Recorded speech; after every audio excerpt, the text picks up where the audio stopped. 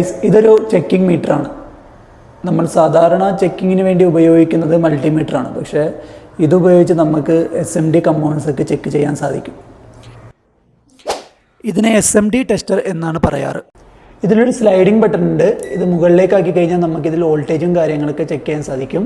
താഴെ ആക്കി കഴിഞ്ഞാൽ നമുക്ക് കണ്ടിന്യൂറ്റി, ഡയോഡ് വാല്യൂ, അതേപോലെ കമ്പൗണ്ട് വാല്യൂ കാര്യങ്ങളൊക്കെ ചെക്ക് ചെയ്യാൻ സാധിക്കും.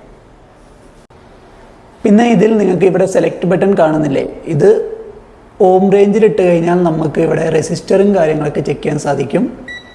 പിന്നെ കപ്പാസിറ്റർ ചെക്ക് ചെയ്യാൻ പറ്റുന്നുണ്ട്, ഡയോഡ് വാല്യൂ ചെക്ക് ചെയ്യാൻ പറ്റും, അതേപോലെ കണ്ടിന്യൂറ്റിയും നോക്കാൻ പറ്റും. അപ്പോൾ SMD ടെസ്റ്റർ ഉപയോഗിച്ച് എങ്ങനെ ഒരു കമ്പൗണ്ട് ചെക്ക് ചെയ്യുക എന്നുള്ളത് നമുക്ക് നോക്കാം.